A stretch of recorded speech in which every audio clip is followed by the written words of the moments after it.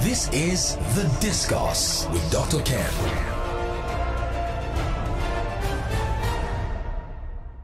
Hello out there, good afternoon once more. I'm happy to be back. I guess I couldn't quite make it to the studio last week Sunday after that very hectic discourse we had. We had a discourse live at the Civic Center. Can you imagine that? It was a blast. We had over 200 attendees, all manner of people. When I talk all manner, I mean strata of society, whether they're ministers, whether they're managing directors, CEOs from tech, economy, banking, creative economy, all of them were there. It was a blast indeed. And we had a very strong communique, which we have sent out to government, we have sent out to businesses, we have sent out to all sectors that matter. It looked like it's something we are going to now do biannually, just so that we don't lose out on the opportunity to review and then, to preview and then review the economy after every 6 months, carrying every sector along. But today is going to be a very different topic, and I have a very interesting, very, very interesting guest with me here today, Dr. Rasheed Adedapo Abasi. Doctor, it's good to see you again. The last time I heard you were something, in fact, did you manage? You lived 35 years or thereabout in DC, Washington, DC. Absolutely. Thank you so much for having me. Yeah, but you look every inch a Nigerian. You wouldn't even imagine that you belong to the diaspora. I am a Nigerian. I'm a Lagosian, and yes. it just so happens that I've been over there more than I've been on Earth. I've been over there now excess of 34 years. 34 years? Yes. Fantastic. But you went to University of Lagos, didn't you? Absolutely. I started my career out in University of Lagos. I initially was in engineering. My goal was to become an electrical engineer. It was when I got to US and medical research came up. My first research back was actually how to identify the different causes of blood pressure among blacks and whites, and the different story now. Yes, and I'm very sure we are going to talk about that in some part of this program. But can you imagine that Dr. Rasheed Adedapo Abasi first read engineering proper in the prestigious University of Lagos? This is The Discourse with Dr. Ken.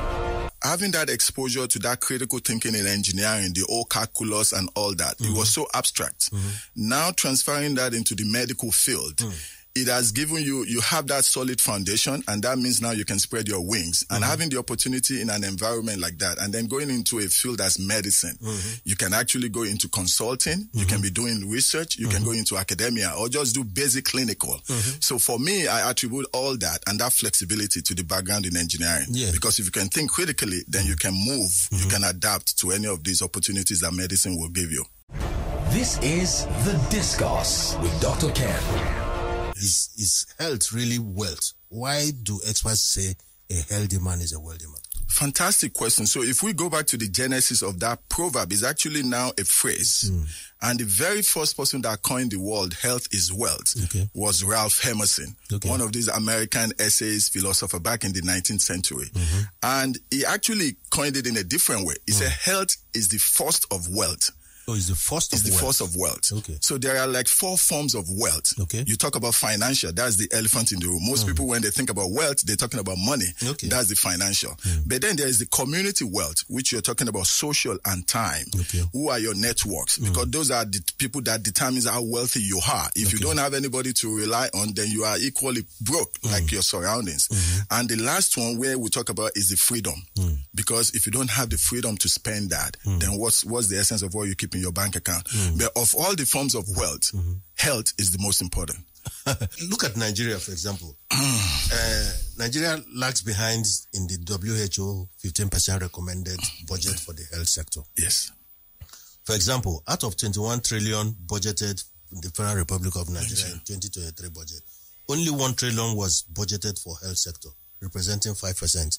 And this year, as if that is not bad enough, in 2024, we've budgeted 29 trillion federal government budget. 1.3 trillion was budgeted for health, representing 4%, which is 1% less than 2023. So, do governments also know or think that health is wealth? Or is there a difference between knowing and understanding?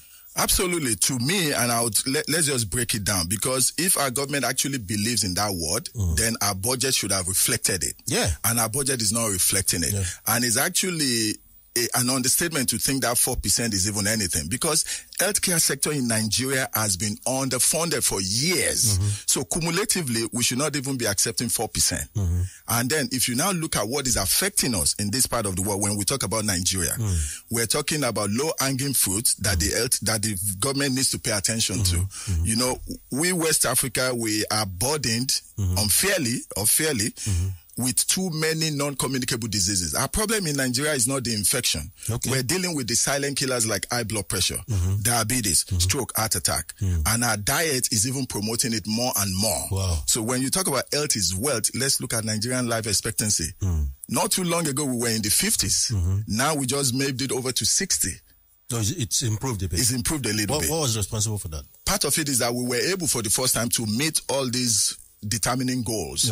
So when you look at the childbirth rate, it's gotten better. Some of our healthcare, they're now trying to come up. But they came up only because of private sector, not because of government input. So that's where we really need to look at it, that we're not pronouncing the word health is wealth, because we're losing our most valuable resources, which is human resources. We're losing it. When a society like ours, I use Washington, D.C., my own environment, as an example. It's a population of 760,000 people, not even up to 1 million. And we have 7 great hospitals. 7. Let's compare Lagos. Conservatively, Lagos is excess of 20 million. We have only 29 general hospitals. That's an unfair burden. They are understaffed. They're ill-equipped. And so we need both. We need our government to actually show that health is wealth, and we need the investment to support it. We don't have any chest pain center. So if anybody claims that they're rich in Lagos, rude awakening, they're actually poor. So the richest man in Banana Island, God forbid you wake up with a stroke or chest pain, there is no center that can stabilize you before you can get on your helipad. So they're actually poor if they break it down to the basic level. So for 29 general hospitals, they cannot handle the 20 million Lagosians. And so when you and I end up there, we're not going to be served. And by the time we're being served, it's already late. And we're losing quality lives. And so now when you even look at, let's break it again to the cellular level, let's look at the family. So yeah, we're African. So the head of the family is the man. Nigerian men are suffering. They're suffering under burden of cardiovascular issues. You know, we eat poorly. We're loaded with salt. So we have high blood pressure. We have diabetes. We are obese. You know, our BMI is off the roof, and that is affecting our family life. So most Nigerian men are not able to satisfy their wives. Most of our food, compared to the Western country, we're blessed with organic, fresh foods. So we're talking about the likes of swallow. Then we eat them wrongly. We eat large quantity, and we loaded them with all the seasonings. So what I tell my people in my cardiology clinic is, as a black man, avoid salt. Stay away from salt and Maggi, which we use here excessively. And that leads to high blood pressure. Don't take my word for it. The research is abundantly clear. When you have high blood pressure, your heart will be weakened. When your heart is weakened, your manhood will be affected. So it's connected, the heart and the manhood. Yes. And that's a predicament. This is The Discourse with Dr. Ken. Is it that always as a matter of money? Is it money that guarantees that you healthy? Absolutely not. Absolutely not. So when you show up to a cardiology clinic, one of the things we look at is what are the lifestyle changes? What are the lifestyle changes that we can actually offer you as a word of advice that you don't need any money for? So for example, this part of the world, we're sleep deprived. You don't need money for that. We just need to increase the quality of our sleep and the quantity of our sleep. Okay, so when you say quality of sleep, yes, quantity, of course, is easy to understand. Absolutely. But quality, absolutely. So there are 4 stages of sleep. Stage 1 and stage 2, you are still in like la la land. Everything around you, you're still aware. But stage 3 and 4 is when you get into deep sleep. That's where your sleep becomes qualitative. You are paralyzed. You are unaware of your environment. Most Lagosians, most Nigerians only end up in stage 1 and 2. So by the time they wake up, they've not gotten the benefit of that sleep. So they may have acquired 4 or 5 hours of sleep, but not quality sleep. And most of them, because of increased BMI, as a result of what we alluded to earlier, high blood pressure, they snore. When you are snoring, you are having a stressful sleep. That's not quality sleep. Is it in all cases when you snore? In most cases of sleep. When you are having snoring, which is as a result of obstructive sleep apnea, you are having a stress sleep. And you are not getting the quality of sleep that you need. That's interesting, because a lot of people, they snore and they say, listen, this thing runs in our family. Absolutely. And they tell you that, it's because I was tired and all that. That also tells you, he alluded to the fact that you are not getting quality, you are just having a stressful sleep. And the other thing to your question that does not cost money is let's increase our water intake. So we have the three legs to quality of sleep and quantity. If you can increase it, drink lots of water and move around. We are such a sedentary society. We do not move. And we're not talking running for the Olympics. We're talking 15 minutes of work in the morning, 15 minutes in the evening. That is like putting money in the bank. So it goes to your financial wealth. But your health will be the genesis of that financial wealth. Use Lagos as an example. When the 20 million plus people do not have access to primary preventive health care, they end up spending whatever they have under their financial wealth, whatever they may have saved up, they end up spending it to take care of what they could have prevented. Hence, that they go in a cycle of poverty. And so even their financial wealth, they squander it on what could have been preventable. And so it's a circle. It's a cycle, isn't it? Yeah. Somebody just sent a message. He said, if you don't eat your food as medicine, you eat your medicine as food. Absolutely. This goes to the quality of how it's not that we don't have food in some cases, but it's the quality of the food, isn't it? Absolutely. So the culture in Nigeria and Africa generally suggests that children, having many of them, is superior to money. In fact, people claim that the claim here is that children mean wealth. As a doctor and a healthcare infrastructure development expert, does this bother you? Absolutely. And it's a statement that we need to take a step back and look at where the genesis of that came from. The idea of having more kids went back to, our early economic development, because Africa used to be a agric development area. So the more children you have, the more harvesters you have, rather than having to pay for someone to do that. But this day and age, you have to think twice about educating those kids and the kind of children you want to leave the world for. You can keep a healthy, financial, wealthy bank account. If your kids are not educated, if they're not well raised, they're going to squander it. It's in a matter of generation, all that will be gone away. So I personally believe that only engage in family planning to the extent of what you can train. Okay. So quality supersedes quantity. This is The Discourse with Dr. Ken. Talent will go wherever talent is appreciated. Okay. So part of the problem that we're facing in healthcare did not start now. It actually dates back to the 80s. If you are aware, the Saudi Arabia healthcare system was established by Nigerian doctors that jackpot back then. Really? Yes. They left Lagos, Ibadan, Nsukka, and we never replaced them. We did not lobby them back. They left because the Saudi Arabian government offered them a little bit of carrots. And our government was caught sleeping. So these people left, and what happened with that? They created a vacuum in our medical academic institutions. So that's one thing we have to deal with. The other part that we're dealing with is, I believe strongly that the Old Jacka Syndrome, because there's this notion that the grass is always greener on the other side. A lot of our folks do not know what they're going there to face. But if our government truly believes that health is wealth and that healthcare should be one of the cardinal points of any administration, then we need to face, why are people just living? So a lot of the residents, the doctors in training here, complain about poor access, poor infrastructure. You go to any of these general hospitals, there are hardly any equipment for them. And because their professors have left, their education is not even the quality education that you and I had back in the 70s and 80s. So that Jacka syndrome will continue for a while. But to the larger part of your question, that what can our government do? Now, the government needs to step up. There has to be some incentives to keep people back. It has to be deliberate. It has to be deliberate and intentional. So one of the legislators had recommended at one time, and they dropped the idea that every graduate here, because our medical education is so subsidized, that every graduate should be made to stay for 4 or 5 years. I say no to that because that's punitive. You are not actually addressing the need. So let's address the cost of education. Let's address their own lifestyle. And then we look at our own population, the needs that we have here. We talked about medical tourism. Nigeria spends excess of $2 billion on medical tourism. $2 billion annually. None of that billion is for preventive primary care. It's for specialized care. So why can't our Nigerian government incentivize our specialists to come back home? There are a lot of Nigerian doctors abroad that will be happy to come home if they are incentivized to be home. They need good infrastructure place. Somebody like me trying to expand my clinic, the only loan I can get is asking me for 29% interest rate. Where is the government? The government can step in and say, look, healthcare investment can be capped. If we cap it, Because we did this for other areas. We did it for oil and gas. We did it for religion organizations. That's why you see churches and mosques every corner. Thriving. Incentivize the healthcare field, and then you find out that there will be a reversal of Japa. Because all these Nigerian doctors will come back here because they've been incentivized. You can even put medical capital in equipment, put it on a listen that the government can guarantee.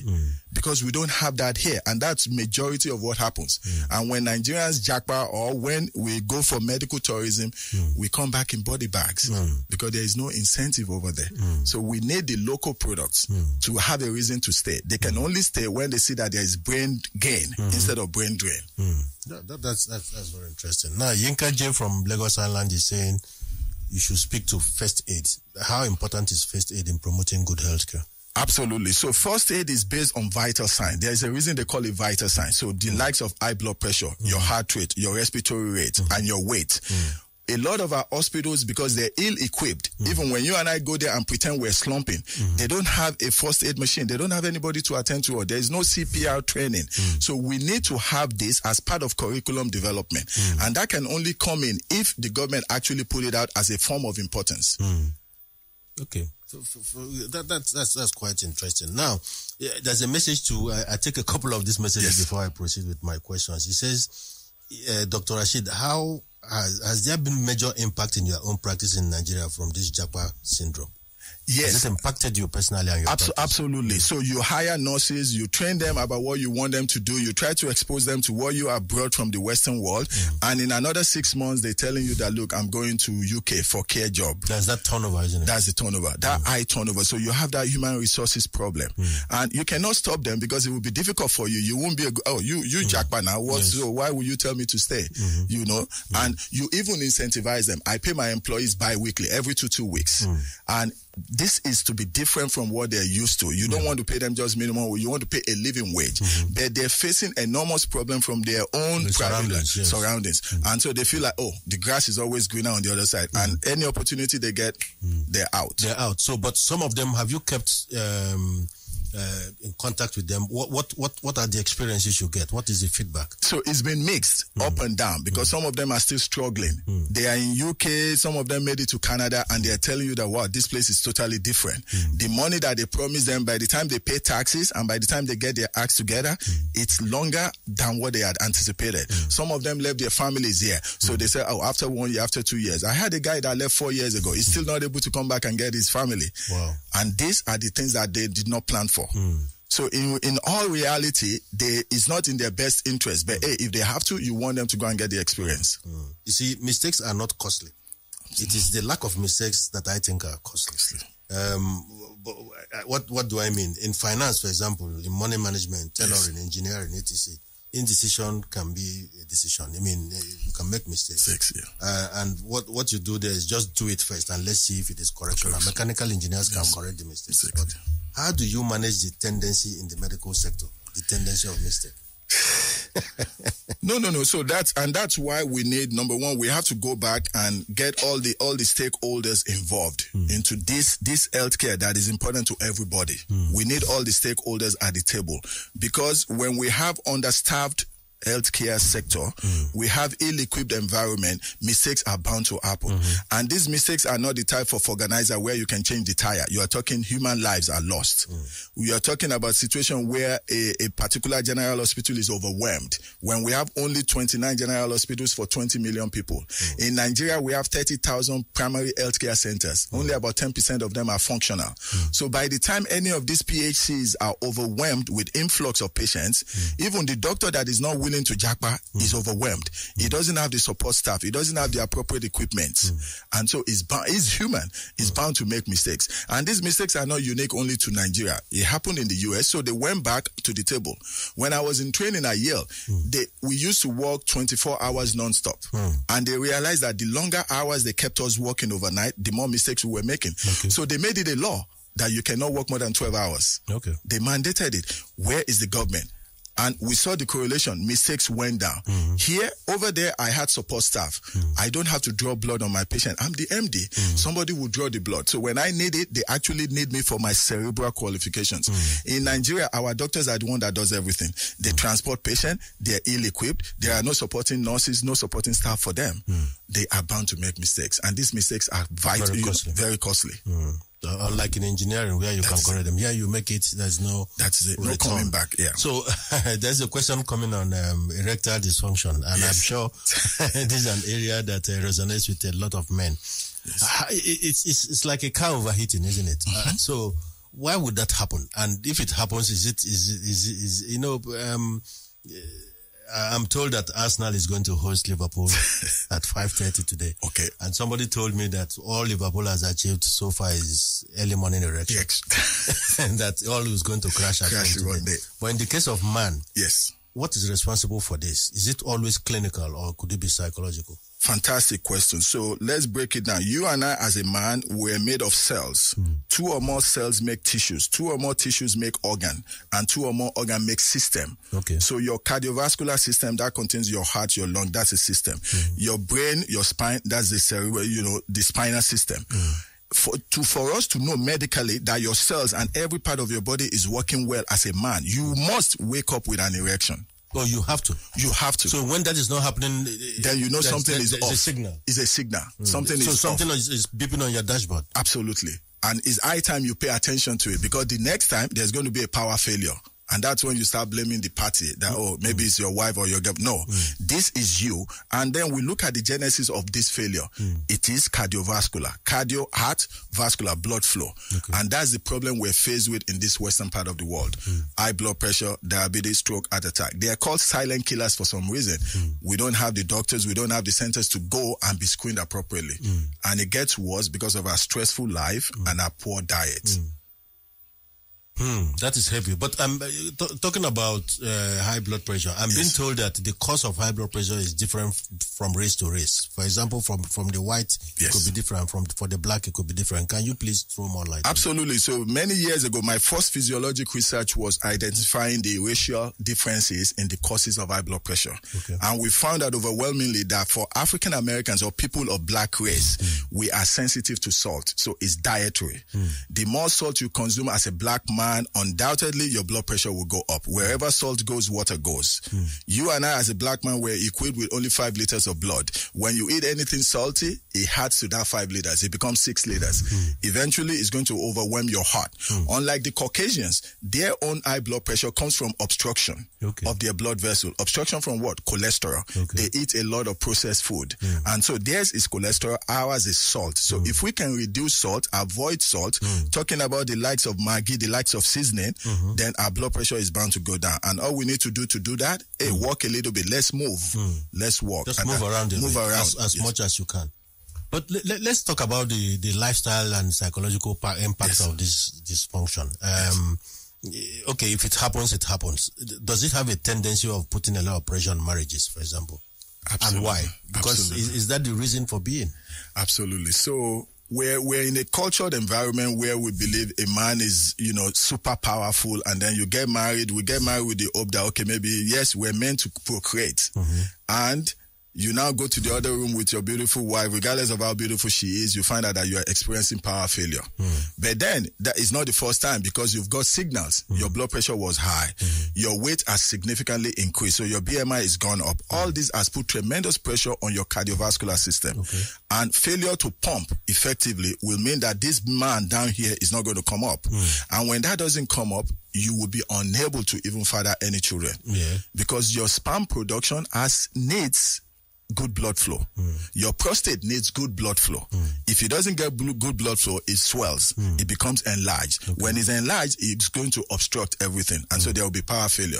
But remember, you got married and your partner has expectations. She's got a biological time clock. So if you don't get her what she needs within that time frame, she's going to make a mountain out of a mole. But is there no need for understanding? Because, when you go into that union, it's for better, for worse, isn't it? Dr. Ken, but with all due respect, we are selfish at the core. Is it? Yes. And so she came into that marriage with some expectation.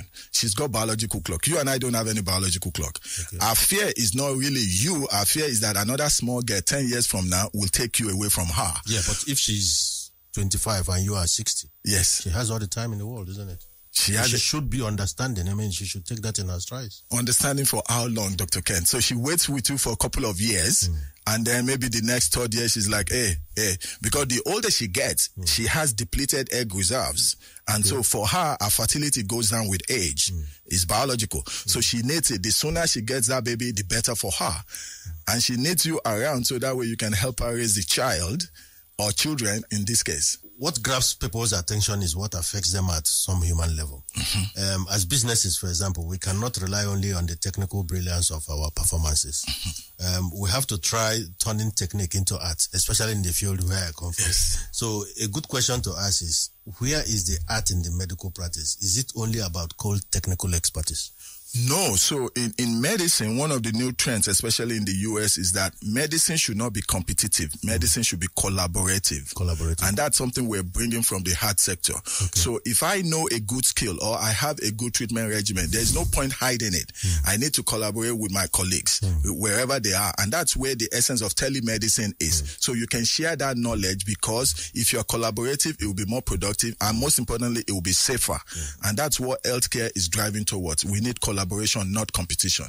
In the medical practice, to deliver great performance, you have to control your emotional energy, especially in fields like obstetrics and gynecology, for example, or even cosmetic surgery, if you ask me. So you have to focus on the task at hand, not the things that distract you, especially in those two areas. So the question I ask you is, how difficult is this? Do you want to share some experiences? I can imagine the situation with cosmetic surgery, for example. Yeah, even in cardiovascular. So there are some laws in the US where it prevents you from taking care of family members. And what was the genesis of that? Why are they telling you not to take care of family members? Because they want you to remove emotions. That's number one. Another ethical condition is that doctors in the US are not allowed to receive gifts more than $50 because I don't want you to think that you are bribing me. And hence, the next emergency I have, I'm going to skip them just because I want to see Dr. Ken that normally gives me an annual gift. So, but then as human, you are human. So you have that emotional connection, but you need to be able to separate them and you face facts. So I'm not allowed to take care of my family members, but then I can offer consultation and then you also collaborate. You want to be able to give them, because doctors are meant to be empathic. You have to be able to show that empathy. That takes you away from just the big white coat. That, in those days, they used to think doctors are semi-god. Far from the truth. But if you show empathy, then it actually brings you down. You are grounded. It shows that you're human. And sometimes you share your own personal experience. So this thing is not only you. You are not the only one fighting it. I'm in men's health. I take care of a lot of erectile dysfunction because I was once a patient of men's health. And I realized how personal it is, how difficult it is for you to have access. And then you need a place where you can get privacy, where you can get good care and value.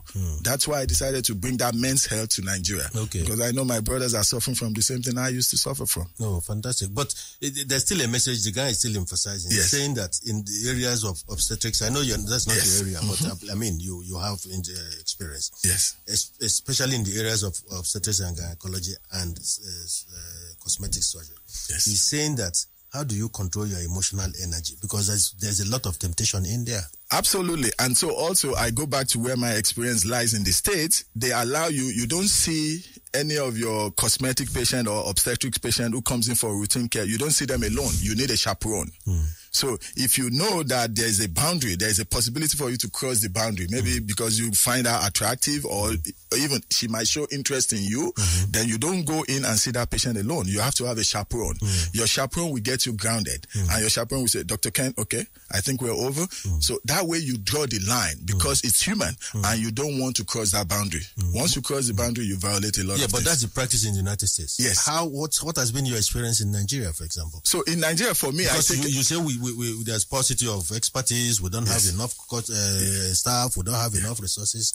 So where would you get all the chaperones? Or do we have a situation where a man would deliberately not want the chaperone anyway, just so that he can exercise himself? Absolutely. So I have some patients that specifically will request for some of my staff. Okay. And we try to discourage that because we can see where this is leading to. Okay. So you respectfully, you tell them that, Mr. So and so, no, but this person will be with this, because you have to see ahead of that.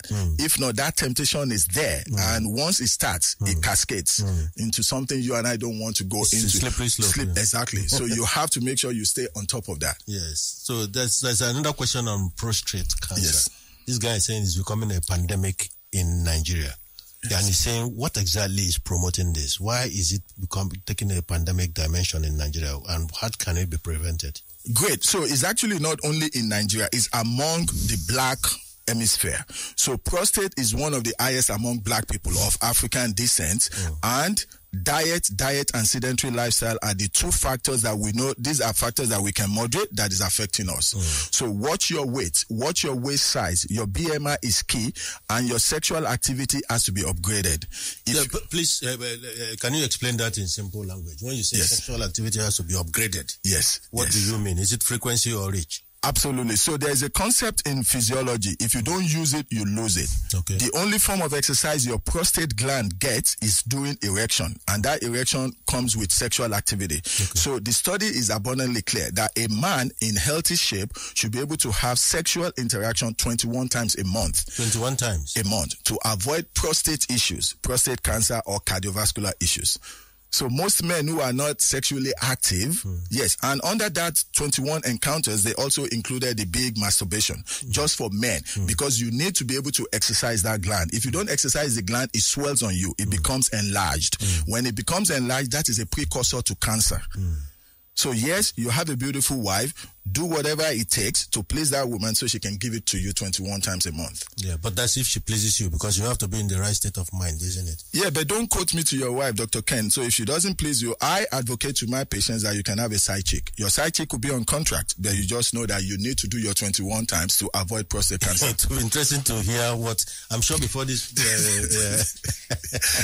episode ends, I'm sure I'm going to get a floodgate of messages now that you've mentioned side chick. Because what you are saying is to optimize. That if you can't get it at home, you should find a way to outsource that and let it be optimized. When you're talking about 21 times, 21 I mean, a lot of people will say it's impossible in our context. A man has not eaten properly in Nigeria. How can they find the strength for 21 times? So it's I mean, some people, if they get 4 times in a week, in a month, they are extremely lucky. No, absolutely. I'm saying. Yes, and it goes to the old notion that men used to think that if I get married, I'm going to have more sex. And then once they get married, they find out that the sexual encounter actually goes down. But what the study says is obviously clear. To avoid prostate cancer, prostate enlargement, and cardiovascular issues, you need to do that exercise. And that exercise is 21 times a month. They give you a little bit of leeway with, the masturbation. But if you are happily married, you are in a good relationship, we actually advocate love making. If you do it, and you are not just turning your wife into bam, bam, bam, I'm done, most women will actually come to you to initiate that. So you might be able to get your 21 times. 21 times. Well, then we'll have to negotiate with our culture, Absolutely. The structure around our culture and religion, because these are handbrakes for the average Nigerian, isn't it? Because a man has to be polygamous to be able to achieve that level of frequency. And physiologically, men, our DNA shows that men are actually known to be polygamous. We are wired to be polygamous. Yeah, but we have a handbrake holding us on. I mean, especially in the southern part of Nigeria. I mean, by nature, you said, I mean, they are hunters, isn't it? Absolutely, men? Yes. But how come we allow religion to supersede science in this case? Because you are really saying that this would help make a man's life longer. Absolutely. So should the wife understand and give him that leeway? That is it. And now you find out that we are getting more, women are becoming more progressive and more sexually aware about the fact that, yes, this is one of those things that because my husband has another woman doesn't mean he loves me less. Okay. That is where the argument is coming from, because it's all about his health. And if you lose that man as the head of the household, the family breaks down. So it's all about priorities and trying to make the awareness. This is The Discourse with Dr. Ken. The 21 times also follow the bell curve. So you're going to have some that are doing more. Majority of us fall less. But the more men, we are wired that the more information we have, then we can work towards it. The recommendation that has been medically proven is that, yes, if you can achieve that 21 times, your chance of prostate enlargement and prostate cancer drastically disappears. And if you can add that with a little bit of walk, go for walk, 15 minutes walk in the morning, 15 minutes in the evening, your chance even gets better. Wow. 21 times a month. That we have 30 days there about a month. So we might as well put this as part of our feeding calendar. Absolutely. It's like if breakfast every day. Just make sure you have breakfast. Make sure you have. Remember, and it's for the purpose of long life. For the purpose of long life. So this requires a lot of understanding. A lot of understanding. Of those 30 days, 5 days are out for menstrual cycle. So you are only limited to that 25 days. And so you have to actually have a conversation with your partner, strike a deal, because you need it 21 times, and she needs you to be alive. Do you have to ejaculate during the 21 times, or you just kindly just do a ceremony around it? So the beginning of your erection should end up with that climax, and we expect ejaculation. That actually shows that your prostate is involved. Ejaculation shows that your prostate has had a fructose and zinc, which are two essential, and that keeps the prostate healthy. So yes, we need you to climb the mountaintop. Need to climb the mountaintop. Fantastic. Yes. So now, again, around this area, you see, there's an old saw in the medical profession that the three most important keys to success are: 1, availability. It has to be available. 2, affable. Affable meaning it has to be friendly, good-natured, easy to talk to. And then the 3 is ability, know-how, and expertise. So people don't care how much you know until they know how much you care. I'm very sure this is very important in medicine. So how important is care? I'm still going back to care. And where do you draw the line between showing care and showing love? And then the other things that can...